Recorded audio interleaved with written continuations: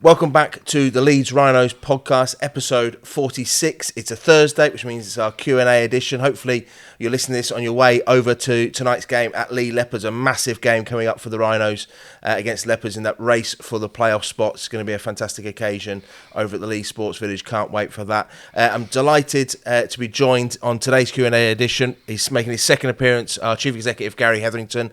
It's been a busy time in the world of rugby league, in particular Super League, over the last few weeks, and no one better than Gary to answer some of your questions about that and hopefully clear a few things up from what people have been reading out in the press. We've got lots of questions, a bumper mailbag for Gary to go through, and we'll go through that. And we'll also look ahead to the remainder of the season for the Rhinos and Gary's hopes for the remainder of this season. Then looking ahead to the future, Gary's got a fantastic project on his hands down at London Broncos, and we'll find out a bit more about that.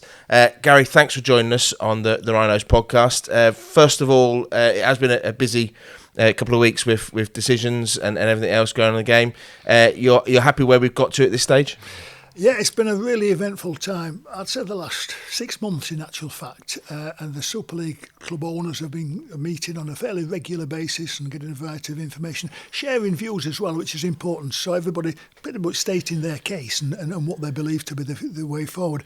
And it's been quite refreshing that the way forward from the Super League clubs and the Super League owners is to be progressive and to be expansionist as well, but to recognise the challenges that the game has got and that every individual club has got as well, not only in the Super League but of course in the Championship, League One, etc.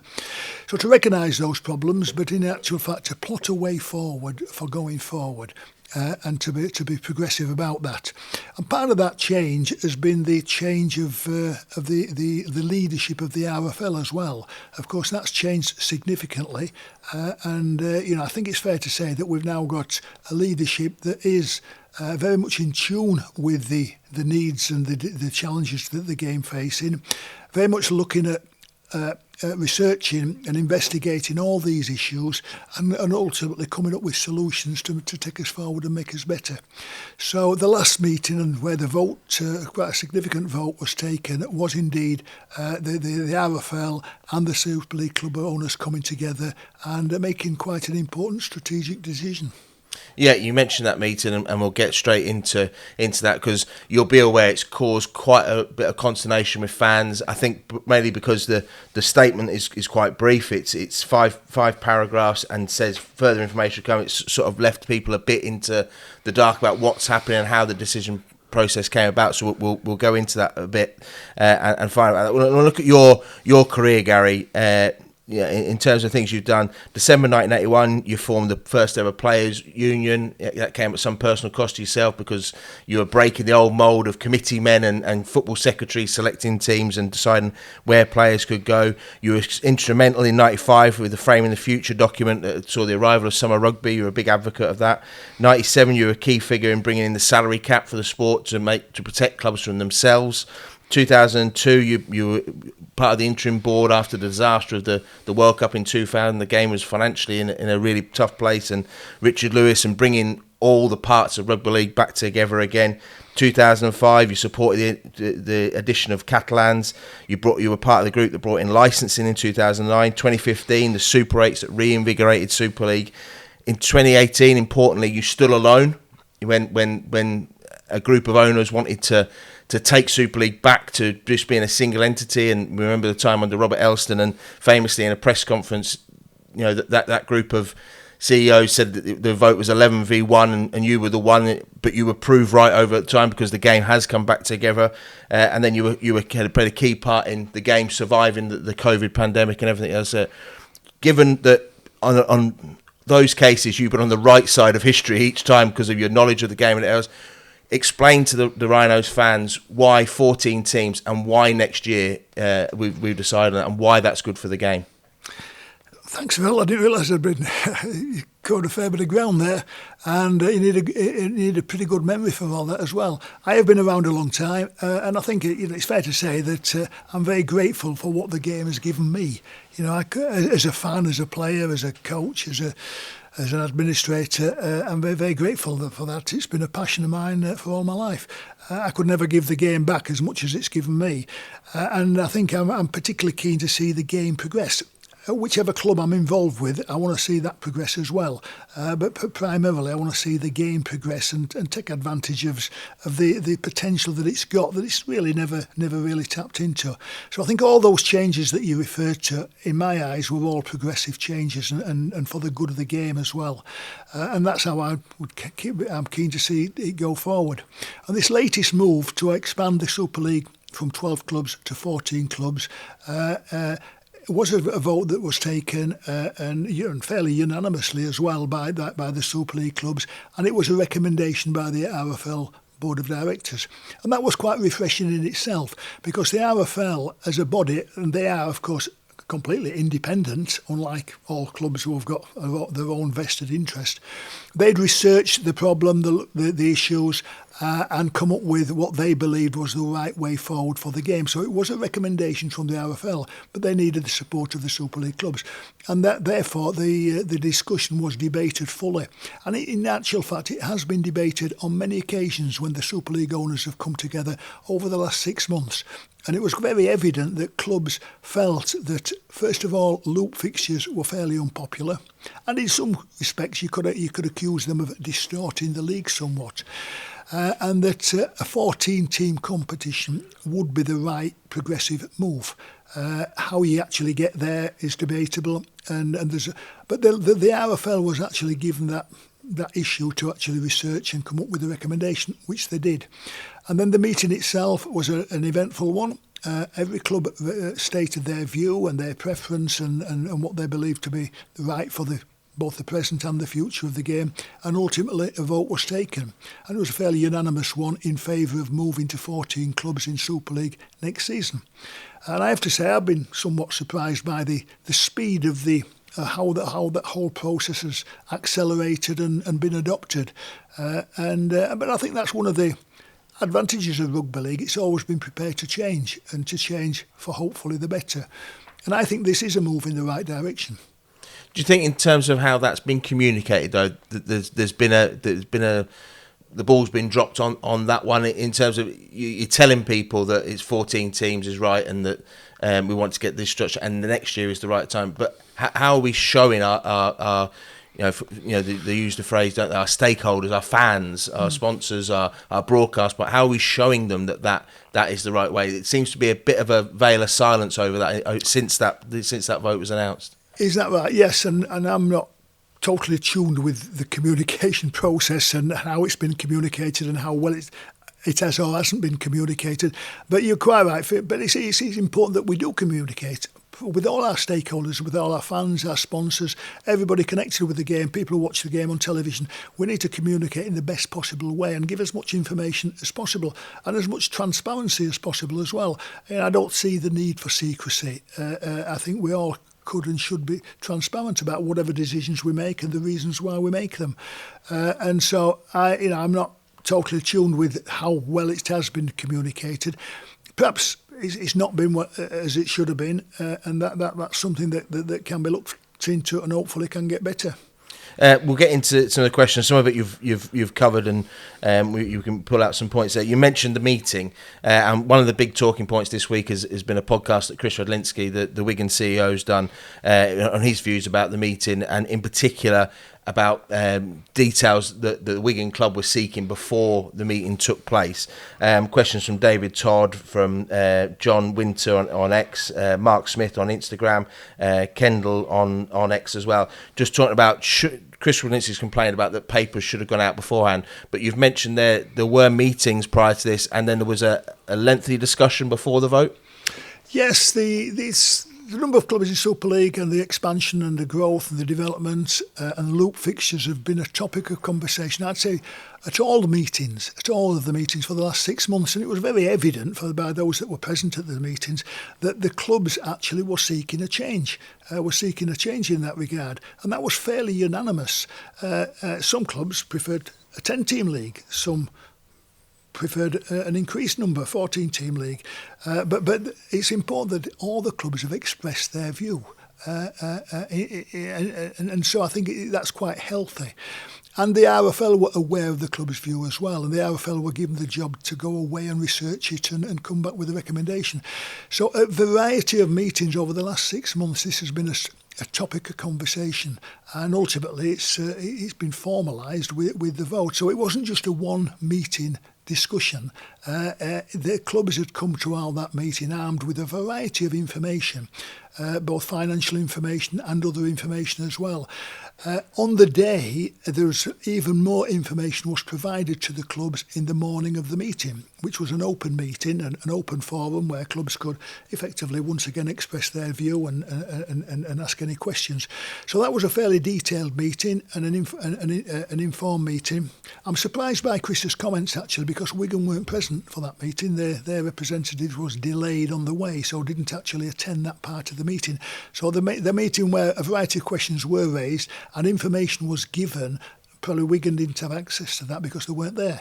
But all the other clubs did have access to it, did listen to it, did ask questions about it, and it was a very constructive meeting that ultimately led to the vote in the afternoon. And the vote was a formal one, I think every club stated their view that they were aware of the situation, they were aware of what they're voting for. They felt they had sufficient information to make that call.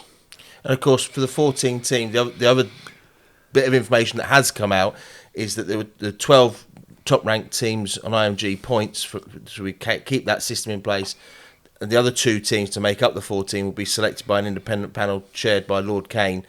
There's numerous questions around that and why it's not the teams ranked 13 and 14 and everything else. Just explain why that process, and you talk about transparency and people being able to see that needs to be transparent, but doesn't it? We can't have a meeting, 2 teams decided behind closed doors. Well, once again, that was a recommendation by the governing body, and the independent governing body, supported by the clubs. And so I think ranking is important.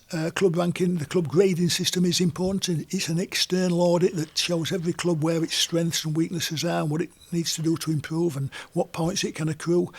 So I think that club grading is an important part of the process, but what was decided was that the process of selecting 2 clubs to come and join Celine would be the same one that happened when ultimately Lee were actually offered the Super League place. That was about 4 or 5 years ago.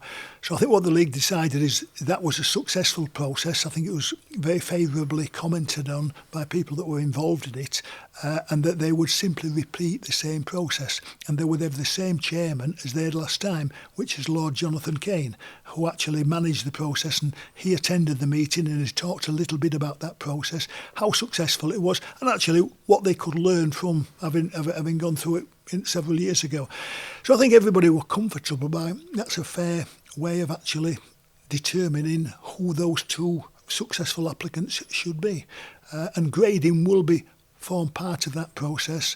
And ultimately, as I understand it, the league will be choosing, or the panel will be choosing the 2 clubs who they believe can create the most beneficial and positive impact for the game. So there's a variety of criteria, one would imagine, that's part and parcel of that process. You mentioned there when Toronto dropped out of the competition and had to be replaced. Is there a nervousness around what happened with Toronto in terms of, they came up the leagues very quickly, and then there was a lot of hope about expansion and into that North American market, but ultimately it ended in flames. I'm sure there's a lot of lessons to be learned from the Toronto experience. It was an unfortunate one, of course, but I think lessons to be learned for how you actually select a club to come into Super League, and that's what the panel did. That was their onerous task, and the feeling was that they did that job extremely well. And all the clubs, those clubs that were part of the process but weren't selected, were quite complimentary about it as well. So I think it's quite understandable as to why the Rugby League, the RFL, should actually look to adopt the same process again. And they can make it even better this time, but with the lessons that they may have learned.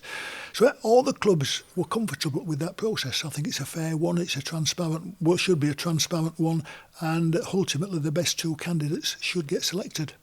Yeah, I suppose the 14 team, or it's actually about the amount of games teams can play, isn't it? You mentioned about loop fixtures and things like that, but actually it's how many times can clubs open their doors to generate income to increase their business. And probably in Super League we've probably got the least amount of games when you look across other competitive sports, that cricket, or as county championship, but also as the one day and the T20 matches.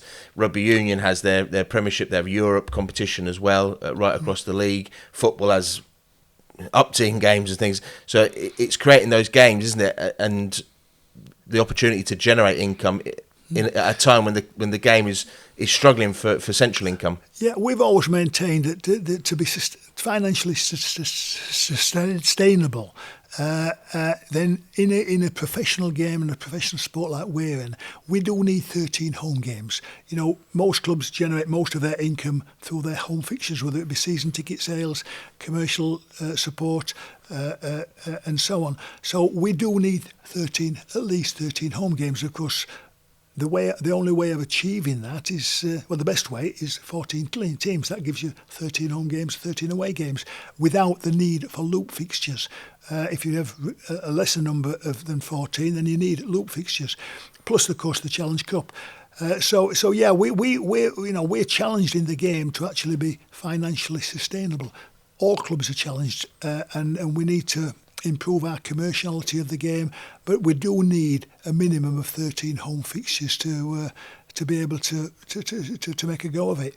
And so an ideal number of clubs in the Super League would in actual be 14. I would like to think in years to come we can expand our competition to become 16, 18, maybe even 20 teams, a bit like they're doing in the NRL. They're becoming a national game in Australia and New Zealand, and by expanding and creating teams in Perth, extra teams in Brisbane, teams. We've now got a team in Melbourne, of course. The Australians are significantly growing the value of their sport, the commerciality of it, the number of TV viewers and everything else. We need to do the same, ideally, but it's not going to be done overnight. We've got a lot of lessons to be learnt from past failures, but I think this is a step in the right direction.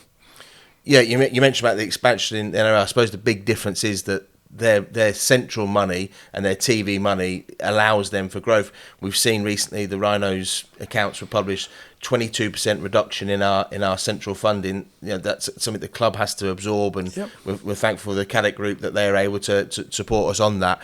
Are you confident that in terms of both finances for these extra two teams of Super League, that what we don't want is another Salford who've limped through this season, and also talent-wise, in terms of the academy, we've seen this year some massive blowout scores in the academy between the top sides and the bottom ones, that we can create enough talent to fill these teams? And that's another challenge for the game. It's a different challenge, but it's one that's forever been with us. We've got to generate our own players and the talent. We do need new talent pools. We've got too limited player talent pools across the north of England. We need to create more talent pools. We've got a great game, and more people need to play it. More people need to be encouraged to play it. And of those new players that come into the sport, some of them will graduate to the professional game. So we need to create more talent pools, and we need to expand and grow our game. We've got a great game. We've got a fantastic game that at present is too much of a secret to too many people. We are relatively strong in the north of England, but the game needs more of a national footprint. We need more areas, more people playing the game, participating in the game, watching the game, supporting the game, sponsoring the game. We need to grow our sport, and I think we're on a path now to where the clubs are supportive. The game's governing body is on that path, and we all need to collectively come together to actually do whatever needs to be done to grow and expand our game. Do you feel that we're growing from a position of strength? There's often a lot of people out there who will knock the game, but I look at the figures here. If you go back 30 years to when we started out in Super League and the idea to expand the game, we're now getting 10,000 averages across the competition. We had a millionth spectator before 100 games already played this year. It's reported by our commercial that the Sky viewing figures are hitting record levels as well. We've got a game that is strong. Is the idea that this is to grow it and make it stronger? I think there's a lot of good news stories, Phil, and you've articulated some of them. And we in the game know about these, but we don't articulate them well enough. We don't present them. We don't promote them well enough. We don't tell the story well enough. There's not enough people know about our sport. There's not enough people know about a good news story. We don't tell that well enough, and we need to get better at that. Every club needs to get bigger and better at it. The game needs to get bigger and better at it, and that's a lesson for us all. So yeah, you're quite right. I think we in the game know that we've got a good product, we've got a good game, we've got a really competitive Super League, we've got a really competitive Championship. The professional game is really competitive. It offers great value for money. Our stadia are so much better now than they used to be. When you compare the grounds that Super League clubs entered into back in 1996 and clubs that were out of Super League, compare them to the facilities that we've got now.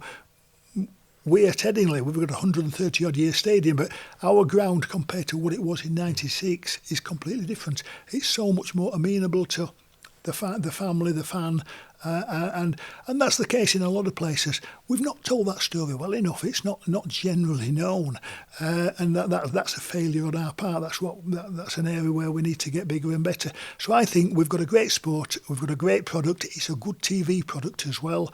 It's encouraging to see that TV numbers are increasing. We just need to tell that story better, and that's a collective responsibility for all the clubs, the game's governing body, everybody, the fans, everybody that's involved in the sport. Yeah, I suppose that's part of the anxiousness and fear of fans, that we can see that by making strategic decisions going forward, we've improved stadiums, and just Wakefield there the other week, going to the DIY Kitchen Stadium, you can see what grading's done, what long-term planning has done, and that's allowed the new owners to invest in the club and even look to do even more improvements to the stadium. I suppose from the outside looking in, the fear is that if we're making a decision about changing in 6 months' time, does that allow people to invest in clubs and to have a long-term strategy around that? I think on the positive side, if you want to be positive, it shows that the game is capable of making decisions. Some sports are incapable of making decisions. They're so bound up in bureaucracy and voting structures and this and that. Rugby league can and always has made strategic decisions for what it believes to be in the best interest of the game. Not always got it right, I have to say, but I think that is one of the advantages that we've got. And I think you've mentioned a couple of clubs there, Phil. Wakefield Trinity in particular. What's happened there has been transformational, and that's as a result of investment from the Ellis family, but primarily the people of Wakefield getting behind and rekindling their support for the game. And it was a fantastic occasion last week. We were disappointed to lose the game, but it was a fantastic occasion and a great rugby league event, a sellout crowd and a great atmosphere. And that's been replicated at so many places. I think what's happened at Hull Kingston Rovers over the last few years is quite significant, and now they've grown the interest in the sport. And the same can be said at other places as well. Or in the Championship as well. I'm watching a fair bit of Championship rugby, and it's terrific value for money. And the clubs who are really representing their communities and their towns with a great deal of pride. So I think there's so many good news stories. Our players are terrific. They play a really tough sport. They're good role models. They're so supportive. Rugby league is a game that still supports its communities. it's a game that was born out of its community, still supports the community, still connected to the communities, and that's rare in this modern day, and it's rare for any sport to be as connected to its communities as rugby league is. And we just need to spread the word, spread the interest, spread the number of clubs and the community clubs, not only professional clubs, and strive to become a national game.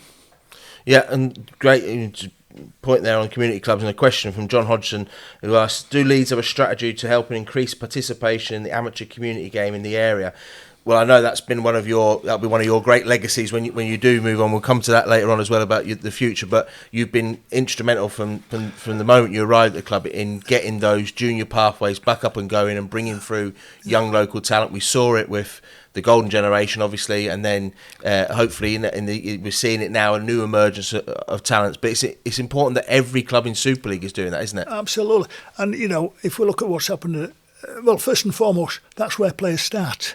They don't start at Leeds Rhinos. They don't start at St Helens. They start at a community club or a school. That's where they first get their involvement. So it's absolutely crucial that we actually support that community rugby league, and we actually look to increase it as well. All over the country, ideally, but certainly in where rugby league is part of a town's DNA, as it is in the north of England. So it's crucial. And of course, when I was younger, it was local school teachers who used to provide your first introduction to the game. It was nowadays that's changed. It's changed. It's all sports need to play their game in school, but not all schools are attuned to it. Community clubs are actually crucial, and they can play such a vital part in the community. Not only getting players, but getting coaches, getting administrators, getting volunteers, getting match officials. They can all contribute towards the game. So it's critical that we do that. And what I recognised many, many years ago is if we ourselves don't do it, it's not going to get done. We can't rely on the local authority. We can't rely on the government. We can't rely on schools. We need to do it ourselves. The clubs have got to take responsibility. And in Leeds, what we did very significantly is create the Leeds Rhinos Foundation. The Leeds Rhinos Foundation oversees the support for all sport, in all rugby league in this area, the schools competitions, the 26 community clubs locally. They get support from Leeds Rhinos Foundation in different ways. Coach education is important, getting more people to be able to coach the game and participate in the game. So all clubs need to be doing that in their local area. Castleford need to do it in Castleford, and Wakefield in Wakefield, and Leeds in Leeds. And we're responsible for generating the next crop of players to both the community game and indeed the professional game. And the game as a governing body has got to be instrumental in that as well. So that's absolutely crucial that we actually play an active role in that. Our players have got to play a part to play. Our coaches have got a part to play. We've all got a part to play. And I'm very pleased to say that in Leeds it's very, very strong. The Leeds Rhinos Foundation do a terrific job, well respected, well supported, and they're supported by the Leeds Rhinos Club. So we're all part of the rugby league family, and that's how it should be in every town and city that plays rugby league. Absolutely, and if you want to look back on the podcast, we had a great podcast with Sam Horner where he talks about the incredible work that's going on, and I think at under sevens now, every club in Leeds has got a team at under sevens now, and they're bringing through those talent. And then I suppose at the other end of the scale, questions, we've got a question from Liam Broach and Neil Farley along similar lines. Bring through the talent. See them in first team, they're one of our own, we get excited. We've now got threats that because of the salary cap and how much players can earn from the NRL would lose those players.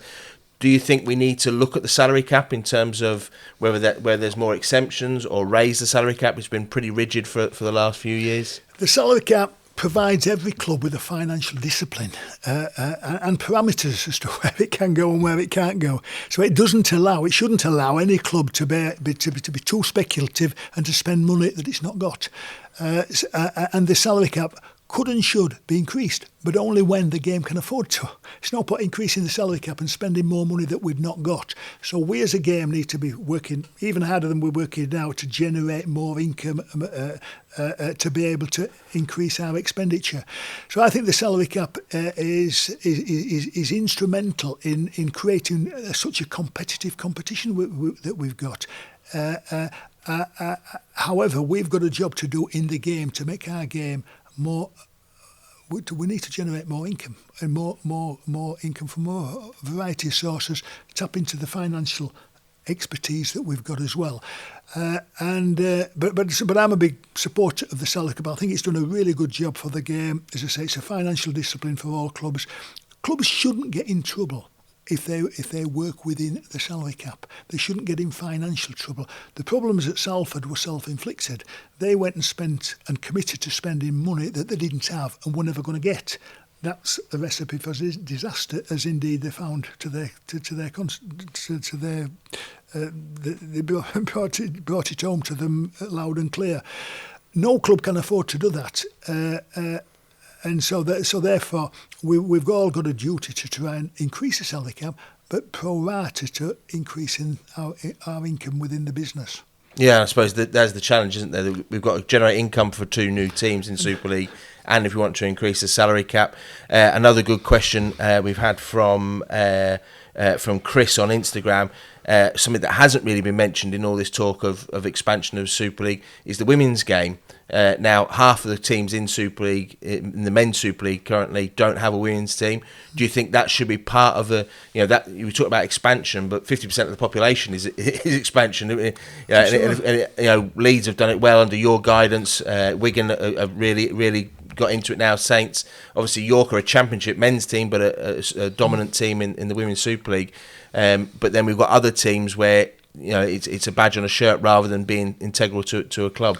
You're quite right, Phil. I think some clubs have done a terrific job first of all, providing opportunity, providing coach education, providing proper coaching, treating the women as professionals, even though it's very amateur and only slightly professional in some clubs, but treating them as professionals and creating professional standards. So it's important that we actually continue to work to improve standards and to create the best possible environment for women and girls to play our sport. I think it's terrific, there's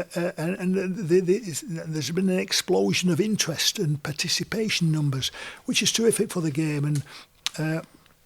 And when we talk about percentages, about 40% of the Leeds Rhinos supporter base are females who've probably never played rugby league, but they're actually interested in the game. We need to provide opportunities for people to play the game, of the females to play the game to whatever standard they can. So Super League is the highest standard we've got in our competition, but at other levels as well. So I think some clubs should be really commended for what they've done so far. Other clubs could do better. Some clubs are not doing anything at all. They need to be engaged. Yeah, absolutely. And just a final one before we go on to some lighter ones, just to reflect on your career. A question from George on Instagram. You've mentioned it. Well, we haven't really covered it in the other questions, but you mentioned it briefly about loop fixtures. We've had loop fixtures since 1999 in the Super League competition in various different formats. The attendances are on the up this year, but there seems to be a perception that loop fixtures are not something we want in the game. Is that right? I think the perception of the game, all stakeholders, whether fans, I think there's been a variety of surveys done by rugby league publications with fans, club officials, and from what I understand, television viewers as well, that loop fixtures per se are not popular. Now, you could argue the merits of the demerits of that, and at the end of the day, I can see the benefit of loop fixtures, and they're an essential part of our programme, because we need 13 home games. So they're an essential part of the programme if indeed you have less than 12 teams. But I can see the disadvantages as well. You can have over-familiarity with playing the same team. Now we have Challenge Cup ties as well. You could play the same team 4 or 5 times within a season. So there is a bit of over familiarity there. And I've always been in favour of a 14-team competition that provides 26 plus the Magic, of course, and there's no need for loop fixtures in that regard. So I'm pleased with where we've got to. But I think it's quite a contentious one, and at the end of the day, it's down to people's preference and judgment. Some people are tolerant of them, some people are very much against them. But I think it's fair to say that if you did a survey amongst all rugby league followers, that there wouldn't be that much support for loop fixtures in general. Yeah, I suppose the question is loop fixture against a quality side or a fixture against a team that's struggling. As I said, I've always been in favour of 14 clubs in Super League, but it's important and it's critical that all 14 clubs can add value, that there's no lame ducks, because a lame duck is no good to themselves and it's no good to the competition. So we need 14 really competitive teams, 14 clubs that have got good facilities, that are growing, got a good fan base, and are adding to the competition, that when they're on television, people other than their own supporters want to watch them. And every club's got to, and this is in many ways what grading is meant to do. It's an external audit that tells a club where it's failing and succeeding. And every club should be answering the same question themselves. Are we adding value to the competition? And if not, why not? And what could and should we be doing to actually add value? Every club should be adding value in different ways as well. Not all clubs can win trophies every year, but they can all be making a contribution. They can all create a really good match day experience. You should look forward to going to different grounds because it's got good amenities, good facilities, food and beverage on sale at affordable prices, and the quality of the match day entertainment. Now that's what we've worked hard to provide at Leeds Rhinos. So I think if you come along to Hetherington to watch a Super League game, not only are you going to see a good quality game in most cases, but you'll see pre-match entertainment that's pretty good. You'll see half-time engagements. You see loads of kids on the field, which is a great experience for them. All this is actually choreographed to actually give a benefit to the people that's participating, but also it's visual. It's good entertainment. It's good to watch. It's good to feel part of, and that's an essential part of our game. And all clubs should be striving to provide the best possible match day presentation. And a lot of clubs do, and some clubs don't.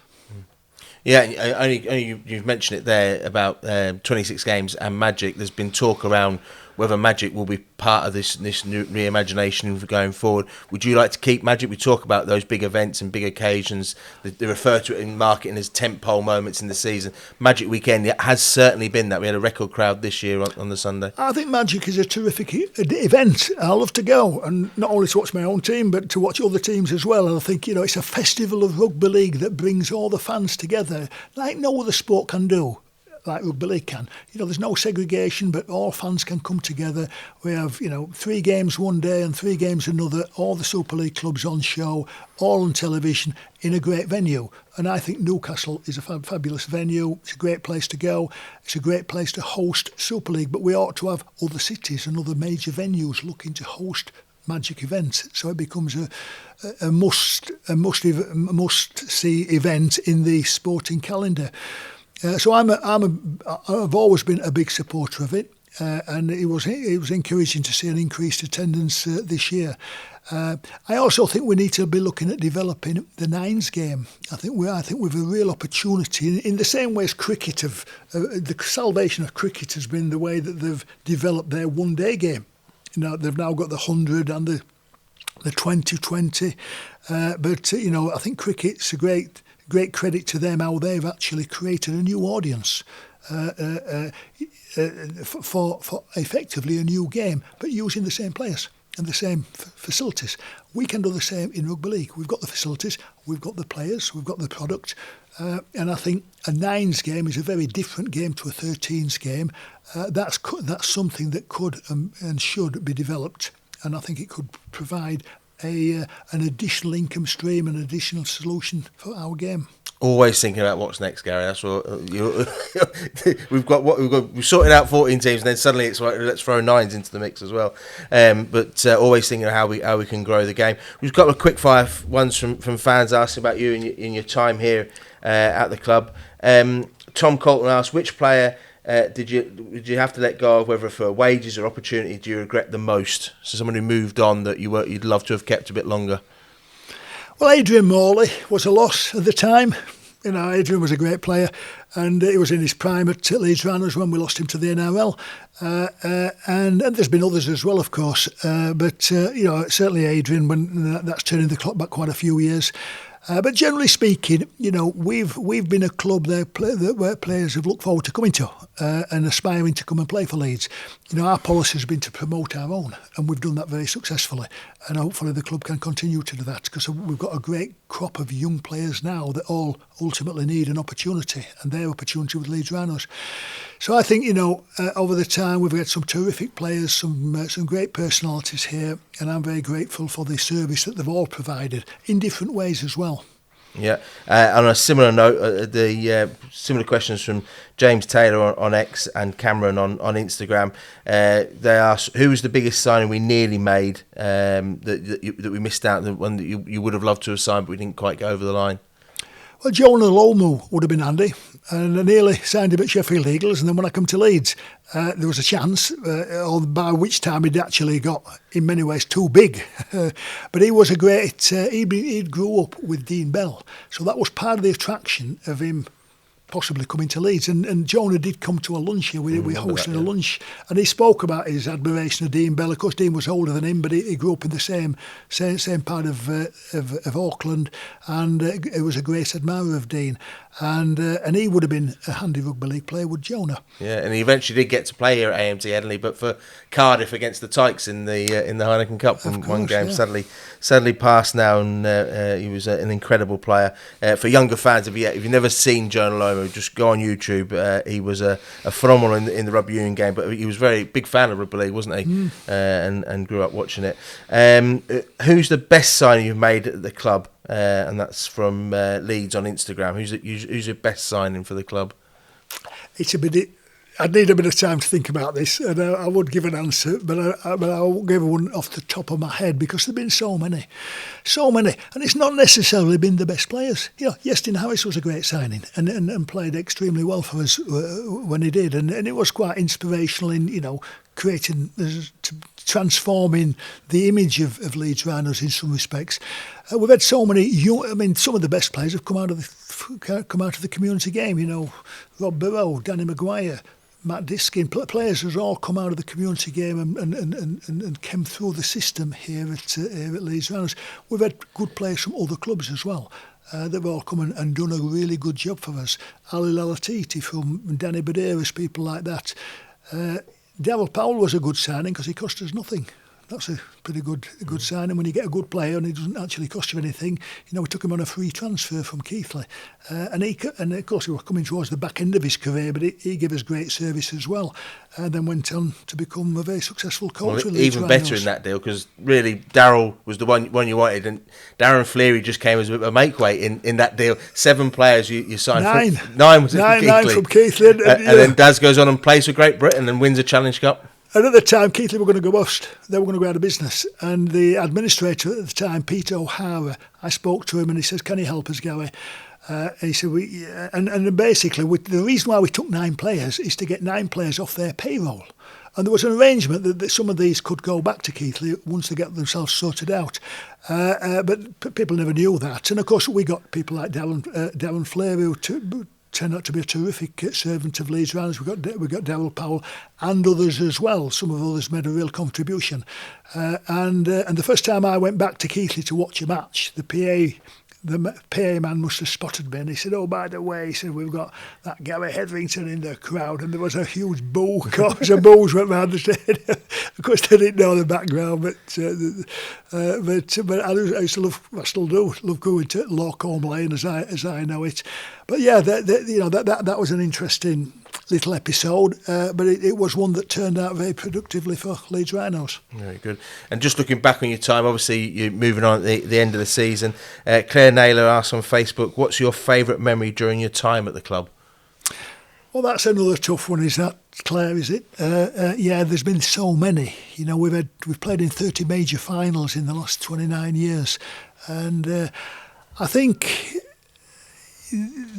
there's so many. You know, to win a World Club Challenge is the ultimate title. We've done it 3 times. And to win for the first time when we beat Canterbury Bulldogs and Sonny Bill Williams at Elland Road in front of 37,000, that was a very special moment. I think winning the Challenge Cup in '99 was very special for the club. First time we won the Challenge Cup for 20 odd years. And then, of course, you know, we started the 2000s behind such as Bradford Bulls and St Helens, aspiring to get as good or even better than them. And I think when we won the championship, the grand final for the first time in many years in 2004 was a special occasion as well. So I think the first time you do something for a long time is very special. So some of those moments, you know, we beat in Manly at Headingley in the World Club Challenge was very special. So to win the ultimate trophy, which is the World Club Challenge, to win that 3 times, all those were very special moments. Winning the grand final as often as we did, winning the Challenge Cup final at Wembley, very, very special moments for all the Leeds fans. They were very special for me as well. And just looking at the present day, obviously the team going to Leeds tonight, it's going to be a big game, looking to get back into those playoff positions. You've been pleased with what you've seen on the field this year from absolutely. The team? No, I think the club is in great shape. We've got a phenomenal management operation here at Leeds. The club is in really good hands. You know, so many people that's been here, like yourself, Phil, for so many years. Very, very good at the job. Don't need much direction. Don't need much instruction. We've got a terrific senior management team, a terrific staff, a terrific rugby operation. We've got the best crop of young players that we've had for 20 odd years. We've got a great supporting coaching staff, right from junior development right through to Brad Arthur as the head coach. So I think the club is in really good shape, and I'll still come back and be supporting the team whenever I can. For me, it's a new venture and a new challenge that awaits. But I'll look back on my time with Leeds Rhinos, both in the 70s when I played here as well, but more so over the last 29 years as chief executive, with a great deal of satisfaction and a great deal of pride. And of course, you handed over the reins for on the rugby side of things to Ian Blease last year. And have you been looking on from the outside, looking in fondly that you haven't had to get involved in all those contract negotiations and leave it to Ian to have the sleepless nights? That's been I brought Ian in because I've known him for a long time, and he's a good operator. But he's got he spent his career at Salford, which is a very different club to Leeds, and played a bit at Swinton as well. But I said to him, there is a weight of expectation here at Leeds that actually can have an impact certainly on coaches, can have an impact on players, can have an impact on administrators as well. So be aware of that. It's an impossible one to describe. You'll find out yourself. But be aware of that. There's a pretty high expectations here, but it's the best club in the world, and you'll enjoy every minute of working here. It'll be challenging, but it'll be very rewarding as well. And Ian's got up and running with everything and doing a good job. And when I have a look around Kirksall now and I see all the rugby operation that's there, when we first went to Kirksall and we took it over, I thought, why on earth, what are we going to do with all this space? And now, of course, what with the work of the foundation and the staff of the foundation and the women's team and the disability teams that we've got, we now need more space. We put a new floor in there, created more office space, got more pitches, floodlight areas, but we need more. And that's. I look back with a lot of fondness, because that shows the growth and the expansion of our club, over the last 20 years or such. But it's in good shape now, and we're in a very competitive league. Every match is critical, and every result, nobody's quite certain which way it's going to go. Tonight is a good example of that. I think we'll win at Leigh tonight, and I can say that before the game. We'll win, because we'll be slightly better than Leigh tonight, slightly better, but they're a good side, and they're a dangerous side as well. So I think it's a great game to look forward to. Yeah, fantastic. Can't wait for that one. I know Ian's been working tirelessly, particularly around the coaching position with Brad, and hopefully over the weekend some positive news will come, and we'll have something to announce next week. But I know Ian's done a heck of a lot of work on that. Just looking ahead to the future, obviously end of the season you'll be leaving AMT Headingley. Well, you'll be leaving your position as CEO. I'm sure you'll be back very often as a welcome visitor. But talking about your London Broncos project, which obviously you've been on with this year, in terms of how have you found that? What's your vision for London Broncos? Ask George on Instagram. Yeah, that's a good question, George. And I mean, it's fair to say that all London Broncos have got at present is a team, and I think they've got 5 staff in total. So it's a skeleton of an operation. And we want to completely transform that to become a successful Super League team and a successful business that's got a commercial entity, it's got a marketing entity, a media PR profile, and it actually can make a real positive difference for rugby league in the south of England and in particular in London. So there are so many challenges, but there's so many opportunities as well. And, I'll throw myself into that full time when I step down from here at Leeds Rhinos to try and convert what is now a bit of a shell of an operation. It's not a London survival project. It's all about making it successful both on and off the field. And it's something that I'm looking forward to, and I'll be very much engaged with it. It sounds what you're saying there, maybe that this time around London wouldn't be ready to come on those 14 teams. It's a longer term project. I think we could, absolutely. I think we can make a lot of progress in a pretty short space of time. And my current challenge is actually to bring an ownership group together, a significant ownership group that can actually support the vision. And the vision is we want to be successful both on and off the field, and have got the ways to do it as well. So my role in all of this will be effectively to steer the ship. And I'm not going to go and live in London, but I'll be able to sort of manage it from afar. And I will obviously spend time down there and start time with the club. I mean, what they've got now is a terrifically enthusiastic group of players, of staff, of volunteers. And a small supporter base, but a very committed one. So it's quite inspirational in many respects to see what they've actually got, and the amount of effort and time and determination that people put into it. And that's typical of rugby league. That's typical of a lot of community rugby league clubs and championship clubs. But what London does offer is and the south of England is the opportunities and the potential to grow the game significantly from the to a big success of it. So that's what I'll be playing a part in doing all that. And it's a challenging project, but it's an exciting one. And I think probably important to say that there's some question marks. Obviously, you have involvement in London, you're involved in Leeds Rhinos, you voted as part of that 14 team, but you were representing the owner in terms of Paul and Ali in that meeting. I'm still a Leeds Rhinos representative. I'm working at Leeds Rhinos, doing... I'm effectively going to be handing over to Jamie Jones Buchanan. I'm delighted about that. But Leeds Rhinos is an operation that runs extremely well anyway. But yes, up till the end of the season, I'm a Leeds Rhinos. I'm a Leeds Rhino, and will be right up to the last game of the season, and then I will step out and continue to support the club. I'm the life president of the Leeds Rhinos Foundation. I'm on the Leeds Rhinos Players Association Committee. I'll continue to do that and support where I can and be available to support in any way that I can.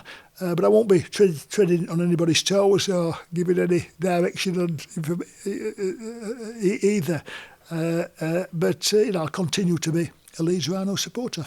Well, everything you've done for the club over the last 29 years, Gary, Leeds fans are extremely grateful. And for we went through at the start of the game where you've been in shaping the game. And as you say, rugby league from its very heart, from when it broke away from rugby union to going to 13 players to limited tackles, unlimited tackles, everything we've done over the years to create a better product. And sometimes those decisions are right. Sometimes hindsight, we could have been better. But I don't think anyone can fault that every decision you've made has been to help the betterment of the game going forward. Thanks for joining us. Make sure that you subscribe wherever you get your podcast to keep up to date with all Leeds Rhinos podcast content. We've got some great stuff coming out over the next few weeks. Make sure you give us a 5-star review so we can continue to climb those podcast charts and spread the word about rugby league and all things Leeds Rhinos. It's been great to have Gary on today. Hopefully we've answered some of your questions there. And if you're heading over to Lee Leopards, the Lee Sports Village tonight, safe journey. Be loud, be proud for the boys. We're going to need it. It's a pretty hostile environment over there at Lee. Derek Beaumont likes to get a party started over there, so get yourselves over there early, cheer the boys on. Hopefully it'll be another big win, and then hopefully next week we'll have some more news coming out of the club about the future going forward. For those who watched Brad Arthur's press conference yesterday, if you haven't seen it, you can watch it on YouTube now. Brad explained that he's going to make a decision on Sunday with his family about what his future lies for next year. So we wish him well with that decision, and looking forward to next week. Thanks for joining us. It's been great to bring you these Q&A sessions. Hope they've been useful for you, and we'll see you on Monday for the match review of the Lee Leopards game, and hopefully celebrating a win for the team. See you next time.